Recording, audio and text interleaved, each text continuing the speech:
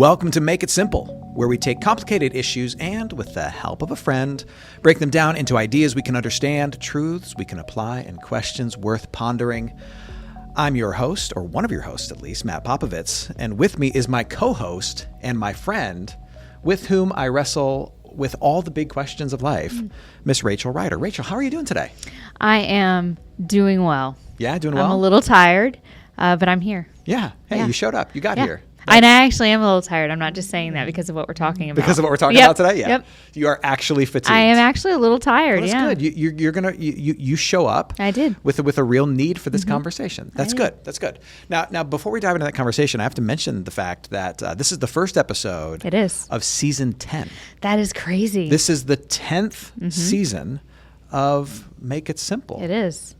It is crazy, right? That Yeah. we've sat down to start a season like this 10 times. We have. We've had 10 different series where we've come together and, not 10 years, because we haven't done it for 10 years, but we've had 10 different chunks of time where we've done this together. Yeah. I just feel so blessed, so privileged that we get to do it. Me And, too. I'm excited for season 10. Yeah. And I'm excited to kick it off because I come into season 10 fully rested. You do.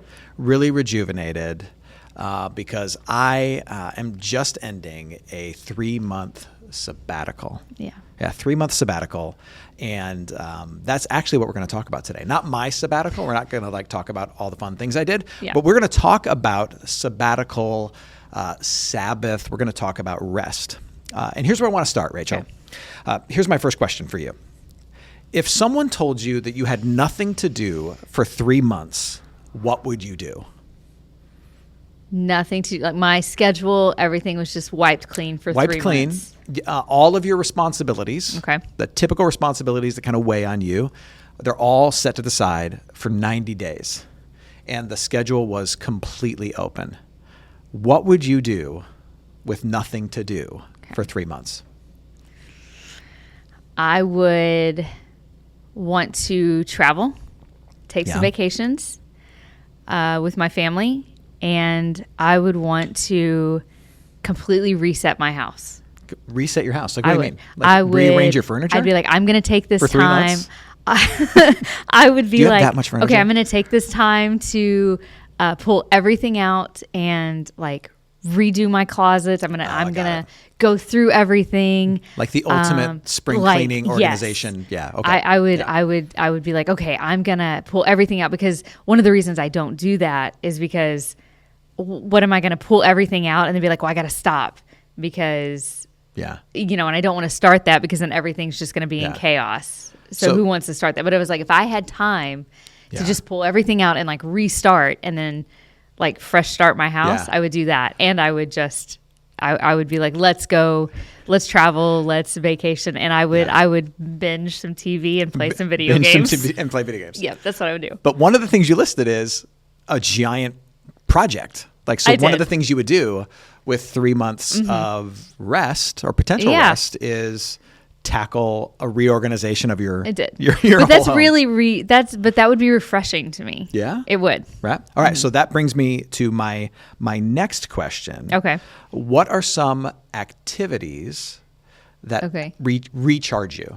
Okay, activities that recharge me. What's some productivity that actually doesn't deplete you, but fills you up? Okay, so decluttering. Yeah. Cleaning out space, my physical space, makes me feel clean in my mind. Got it. And playing games. Really? Playing games with my family, playing games by my like I said, video games or just you guys play like D&D and stuff. We too, do. right? We do. We play D&D, playing just board games, things like that. Just makes me it's community. Yeah. But it's doing something fun. Okay. That makes me feel connected. So that's an activity that I enjoy. Is that the kind of thing you're asking about? Yeah, absolutely. Yeah. All right. Yeah. Now, what is your favorite non-productive thing to do that fills you up and makes you feel like you could leave that non-productive activity and go and tackle the world? What's something non-productive, arguably lazy, that fills you up? Do you know what I love to do? What's that? I love to just listen to an audiobook. and just like be on my phone. You know, can you do that? Are you able to actually pay attention to the book and scroll your phone? I can, but I'll like open a mindless game on my phone just to be like sitting, because I'll listen to an audiobook and like do chores around the house, but we're talking non-productive. Yeah.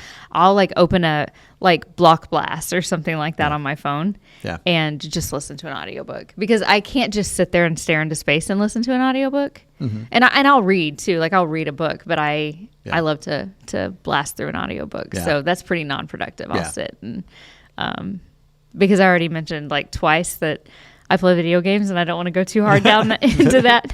But I'll sit and I'll stay up in bed and like my whole house is asleep and I'm listening to an audiobook and play games on my phone. That's how you like get through so much. Well, you get through so much. You do. And I'm always amazed, like, you've read that book? You're like, yeah. Okay, that's the secret. Yep. Well, the reason I ask is because, you know, that's really the opportunity that me and my family were given with this sabbatical. We were given 3 months by the church that I serve very generously and very proactively on their part as kind of investment in ministerial health and my ability to serve for the long haul in a healthy way.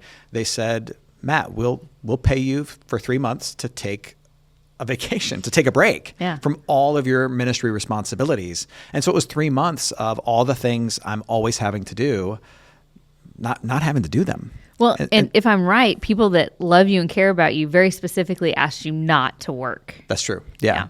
Because they wanted it to be a truly like restorative, rejuvenative like process for me. And they also know that my nature is to take the opportunity to not work in ministry stuff and go and work on other stuff. Like, this is a chance to go finish that book or go do, you know, speaking in all these different places or take on this massive project. And so the people in my life, you're right. They were like, you know, we actually want you to like be non-productive during this time. And you know, I really had to wrestle with what in the world am I going to do when there's nothing left to do? Yeah. Right.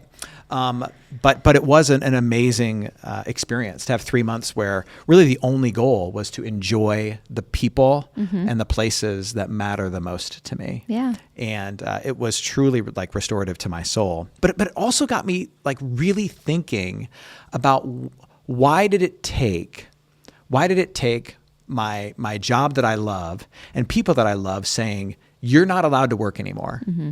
Why did it take them putting up that boundary and basically kicking me out of my job for 3 months to get me to rest? Mm-hmm. Like, what's going on in me that made it so impossible for me to have like just a normal rhythm of rest as part of my everyday existence to the point where I needed to take a long break? Like, why is it so hard for me to rest, to have a rhythm of sabbatical in my everyday life? Yeah. Why is that so hard for me? And I think upon reflection, I think I'm not alone in that. Yeah. Right. Do you find it hard to rest, to truly disengage from responsibility and simply enjoy the gifts that God's given you, the people he's blessed you with, and simply receive rather than also pour out? Well, here's what I'm actually thinking, and I don't know if this is what you're asking. It's hard for me to do like a middle ground. Like, why did you have to take a 3 month sabbatical to rest? Yeah. Why couldn't it just be like it's an all or nothing almost? Sure. Like I couldn't. Like, I don't do well with, I'm going to take a couple of days and just rest. I either completely disengage or I don't slow down. Yeah. Like what people didn't ask of you is like, hey, Matt, could you step back a little? Right. You know what I mean? Yeah.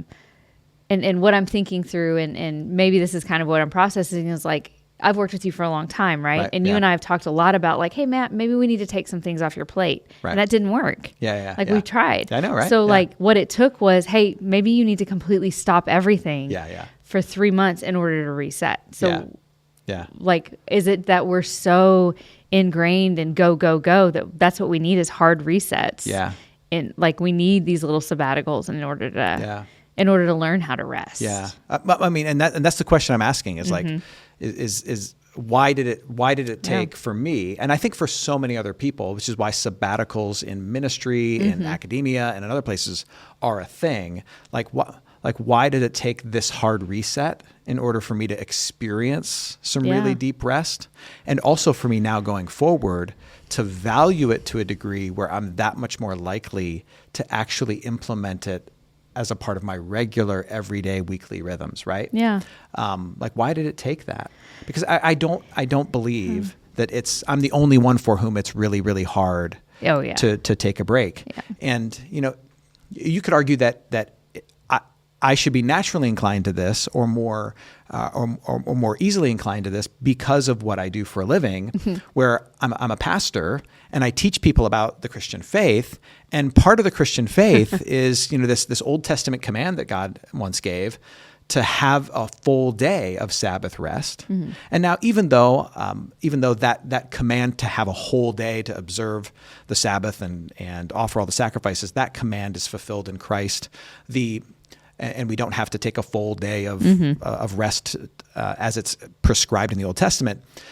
The fact that we're created for rest is still a reality, and the fact that God invites us to rest is still true. And yet, the guy who knows that and can teach people that really struggles to live that out, And I'm definitely not alone because the statistics bear that out. So I did some quick Googling. I won't call it research. I did some quick Googling. Okay.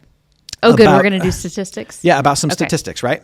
So 2024, some statistics from some governmental agency of some sort say that 44% of employees, workers in the United States, feel burned out. 45%, so nearly half, feel emotionally drained in their work.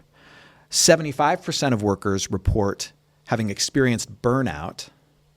And the workers that are most burned out right now in the American workforce are younger workers, Gen Z and young millennials.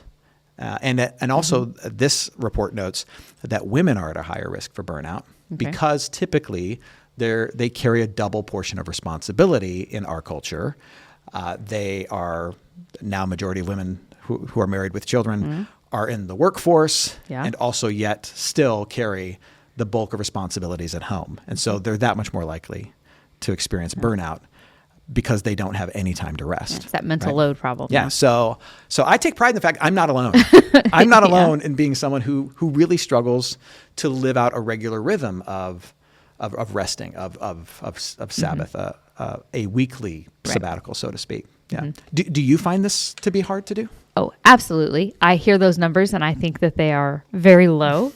I think people don't admit that they're burnt out and that they need rest. Yeah. I wonder if there's not an older generation of people that just don't admit it because this is just how things are. Yeah. And again, not based on anything other than just my thinking and people that I know. Speaking from my own personal experience, I think we have to earn rest. And if that's not part of the problem, it's when I get the things done, then I'll rest. Yeah. But at what point? So when is that? Yeah. Now, when have you done enough to take a break? Yeah. I mean, if I'm the one asking myself that question, the answer is never. Yeah. I've never done enough to take a break because the truth is, and we're going to get really kind of philosophical here and kind of deep and existential. The truth is I work and I labor and I try to produce for my sense of worth and well-being. Yeah.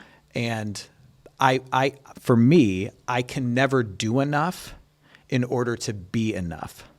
So therefore, I never arrive at a spot where I have earned the right to rest. Okay. And that's just Matt Popovits. Again, I don't think I'm alone in that. I think a majority of us tie too much of our identity and our worth and our well-being to our productivity. And when we do that, the permission to rest is going to be scarce because we're constantly trying to prove ourselves, to build up our own sense of rightness and goodness through our productivity, to prove to ourselves that we matter, that we exist, right? Because I've wrestled a lot in my life with this lie that says, if I'm not doing, I am dying, right? If I'm not on, if I'm not serving, if I'm not proving my worth to others, do I even exist? Right. Now that's the stuff that I have to wrestle with in my own prayer life and with my therapist. Right. Right. But that's why, like, really deep underneath the cover, like, that's why for me, the permission structure to rest very often doesn't even exist. Okay. Because and I've done enough, like, work to know, like, that's really where it comes from for me. That's really where it comes from for me. Now, I don't know if that's true for everybody. I think it's true for a lot of people. But that's where it comes from for me. Right.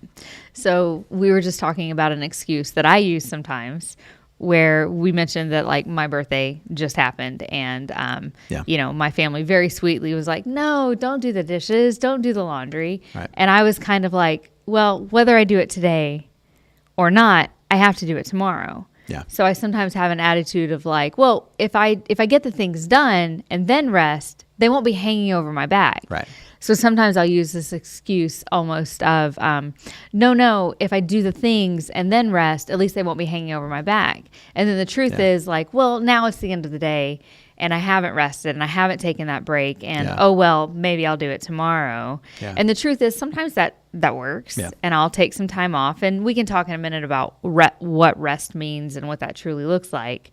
But more often than not, you know, then a week, 2 weeks, 3 weeks have gone by, and I'm resentful and I'm burned out because I've not stopped and I've not, you know, rested or whatever we're talking about. Yeah. So your excuses can look like whatever they look like, but the truth is, are we ever taking a break? For the things that really matter? Yeah. And to just kind of add to that, part of what I wrestle with too is not just the fact that I'm working for my worth and so the work can never stop, but that for me, rest, and I dealt with this in taking the sabbatical, rest feels like a privilege. Yeah. And that other people don't have. And so it carries with it for me a lot of guilt. Sure. Because I see others who don't have the luxury of taking a break, or of taking some time off, of sitting back and enjoying the gifts and the goodness of life. And certainly don't have the luxury of taking 3 months off of work and still getting paid because people value you and they want you to reset. Like, so part of me feels one of the other things that gets in the way of taking rest is just guilt over, well, other people don't get to do this, right? There are single moms in my life who I just so deeply admire. They never get a break. They never get rest. Right. They're like, what's Sabbath? Like, I got kids to feed and bills to pay, and I'm all on my own. I'm doing the job of two parents. Must be nice, right? And so the guilt comes into it too, right? And so that gets in the way, if I'm being honest. Yeah. How many people said to you that very thing, like, oh, must be nice that you got to take a sabbatical? Not as many as I thought, because I really did. I wrestled with a lot of guilt, like the first couple weeks of the sabbatical, as I wasn't preaching at church, or I wasn't leading meetings, but I knew my teammates were all in meetings, and I was really disengaged from work. Yeah. But I knew everybody else that I cared about was doing the work. I dealt with a lot of guilt, and so I reached out to some of my teammates, like, hey, how's it going? I feel bad that I'm not there helping you. And to their credit, their response was, dude, you should not feel bad. Yeah. Also, do not reach out to us. We want you. That's how I felt. We want you enjoying this. Like, we want you being revitalized by this. So don't reach out to us. If there is something for you to feel guilty about, we'll tell you. Yeah. Right. And so the people around me really gave me a gift. Yeah. The guilt was all coming from, the call was coming from inside the house. It was coming from me. It wasn't coming from anybody else. Yeah. Yeah. So should we talk about what do we mean when we say rest then? Like, what are we talking about? Yeah. Well, so like to move the conversation into kind of the faith realm or the spiritual realm, because ultimately what we believe and what I teach people is that the need for rest is reflective of the fact that God designed us for rest. Yeah. Right? He just did as not, humans. He designed us for labor. Like, you read the Genesis account, before there was sin, there was work, but there was also a call to enjoy the gifts of God and the fruit of your labor, right? And so Sabbath and rest is not a sad reality of something we need because there's sin in the world. And work, just as work is not something that is a sad reality because it's a broken world. Work and rest are both gifts of God. And so part of the reason for us to try and wrestle with, boy, I need to find space for rest, is because God designed us for it and invites us into it. So if we never rest, we're missing out on this invitation from God, right? And what we see in the scriptures of how rest is described, it is a putting down of all the tools and all the responsibilities that you use to provide for yourself, protect yourself, build up your life, build up your self-worth, all those different things. So all the ways in which you care for yourself practically and emotionally and philosophically, like setting all those things down and simply enjoying your relationship with God. So we go to church typically when we're resting, make time for worship, enjoy the people that He's given you, the places that He's put you, and just drink deeply from those gifts. And God Himself even sets a precedent for this, because He creates everything in the Genesis account, and then He too rests, and He's walking around creation calling everything good, right? And He's just enjoying it. And so when we talk about rest from a faith perspective, we're talking about putting down the tools, putting down the responsibilities, and enjoying the gifts of God that He's given to you and the fruit of your labor and the work of your hands. There should be some time in your life to do that, right? Yeah. That's what we're talking about, is putting down the tools and simply enjoying. Does that make sense? Well, and that's what I was actually, as you were talking, and I'm glad you said exactly that, is that maybe instead of shifting, because you say rest and we think of lying around, being lazy on the couch, just sitting around doing nothing. Instead of kind of what we both started talking about, and what you did, you traveled, you had fun, you enjoyed your family, and in starting to say, like, this is the time to actually enjoy the things you're working towards. Like, you work to build the playground. The rest is when you play on the playground. Yeah, and the enjoyment is often very active. Yeah. Right? It's very active. Yeah. But when you're enjoying the gifts of God and the fruit of your own labors, it can be very active, but it's still very restorative. Right? And it fills you up. And that's the point of rest, is to be filled up. Right. So that I can then go out back into the labor that I've been called to in my various vocations, in home, family, workplace, and pour out. Yeah. Right? And pour out with joy, knowing how blessed I am, knowing how loved I am, knowing how cared for I am, and knowing that my well-being is rooted in that blessing and that goodness that God has shown to me. Right. So I can work from a place of fullness, not for a sense of fullness. Right. If that makes sense. Is it a verse or is it a saying where it says, "Taste and see that the Lord is good"? It's a verse. Okay. Yeah. Psalms, right? Yeah. Okay. And that's what I'm thinking of, is like rest is more of the taste and see that the Lord is good. It's the enjoying of the food at the table, where the work is the cooking and the making, and then the rest is the enjoying. Yeah. And maybe that's just the mindset shift, where it is the sleeping in on Saturday as well, but it's the enjoying of and that's why, and I think we've talked about this before, for some people, it's like for Jeremy, my husband, example, nothing refreshes him more than washing the car and doing the yard on Saturday. That, and like, he is anxious until he does it, and then he is a pleasant, refreshed person.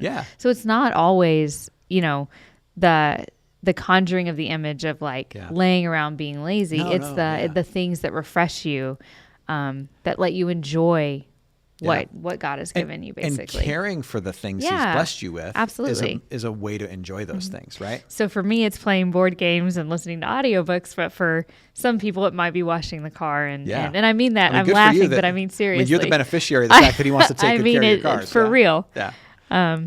But So I do think it's really active. And now, so like also from a theological perspective, God in the Old Testament, for the Israelites, He commanded, so part of the 10 Commandments, one of the 10 Commandments is remember the Sabbath day and keep it holy. And so He commanded a full day of rest from their labors and of observance of the ceremonial worship laws, so their life was focused on enjoying the gifts that God had given them through their labors and enjoying God through worship and sacrifice, right? But what's interesting is that when God gives that command to rest to the Israelites, and this is still true for all people of faith, when he gives that command to the Israelites, the context of it is their former slavery in Egypt. Mm-hmm. So the Israelites, you might recall, listener, that they were in slavery in Egypt for a very long time, oppressed, forced to, it was slave labor, they're making bricks from straw. And then Moses, Charlton Heston, comes along and he frees them. He frees them, and they're now in a life of freedom, mm-hmm. right? Mm-hmm. Out from slavery. They now have the ability to live the lives in fullness that God's called them to live, and they have the freedom to rest. And the Sabbath is given to them, commanded for them, as an expression of their freedom. Once you were not free, mm-hmm. like literally, there was no rest for you. Right. You were slaves. You are not slaves anymore. So now, as a declaration of your freedom, rest. Rest is a declaration of your freedom, that you are not owned mm-hmm. by your labor. That's the context in which it was commanded in the Old Testament. But I believe that's also true for people of faith now, that rest is a declaration of freedom from enslavement to labor, work, productivity mm-hmm. as the source of my freedom, the source of my wholeness, the source of my peace, the source of my ultimate well-being as a person. Okay. Because I believe that my wholeness and my peace and my well-being is ultimately rooted in the freeing and saving work of Jesus, which takes us to the book of Hebrews in the New Testament, which says that Christ is our collective Sabbath rest through his work of making all of us right with the Father, okay. of giving us all a place in God's family, of giving us an eternity that awaits us, of blessing and freedom and enjoyment. Christ has earned the ultimate Sabbath rest for all of us that we get to now enjoy. And so because of the work of Jesus, I am whole. I am ultimately, capital F, free. Mm-hmm. I have peace. I have ultimate well-being in him. And so now my rest can be seen when I choose to actually take it. Mm-hmm. My rest can be seen as a declaration of freedom from that existential battle that I told you I'm waging all the time. Okay. Where I'm trying to work for my worth. I'm trying to work for peace. And so my rest is a declaration that, ultimately what I believe is that I can stop the doing mm-hmm. and I'm going to be okay because I'm actually free and whole in Christ. Does that make some sense? I know we went to a lot of places, right? It absolutely makes sense. Yeah. And between you and I sitting here, believers, mm-hmm. yes, I am free. Yeah. And so it is my right. Like, yes, I can rest. Yeah. And I know that, and I know that you believe that. Yeah. So 6 months from now,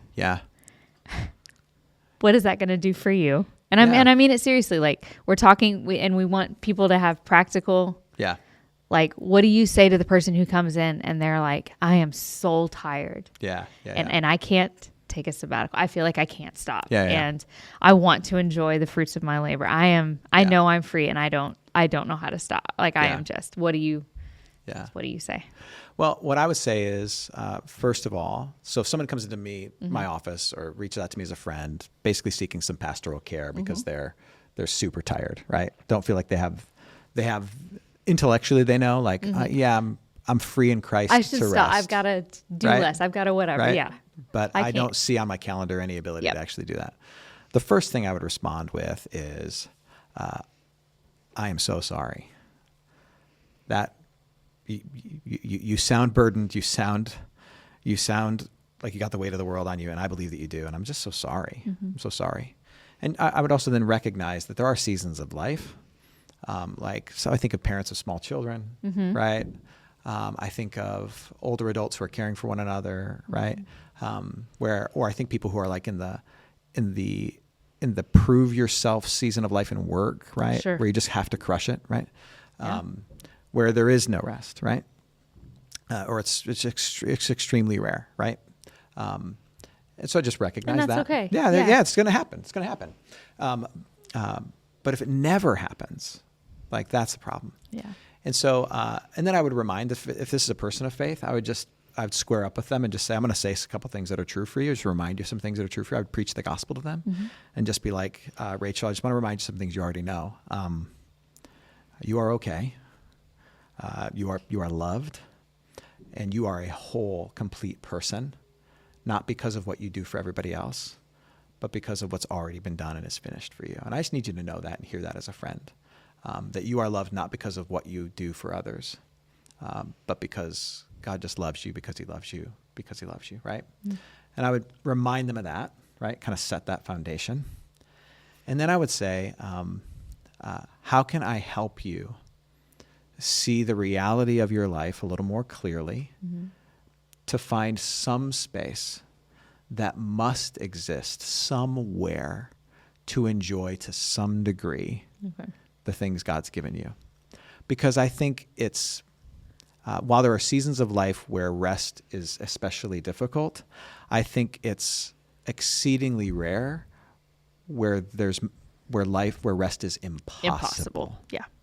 And so we get overwhelmed with our responsibilities to a place where we get to like into this almost like fight or flight, black and white thinking, where we're like, there's no, I can't do it. I can't. There's no rest. I can't. Right. There's no time. It's all like if I stop, the whole world collapses, and that's just not true. Right. I understand why you feel that way. I'd probably feel that way too if I were in this person's scenario, but that's probably not the case. So how, as a friend or a pastor, can I just saddle up next to you and say, let's take a breath, let's take a beat, let's take a breath, and let's look at our life honestly, having taken that deep breath, and go, is there any space? What does it look like for you? And then how can I, once we see a little space of like, maybe you don't have to do this, or maybe you could take a beat there in life.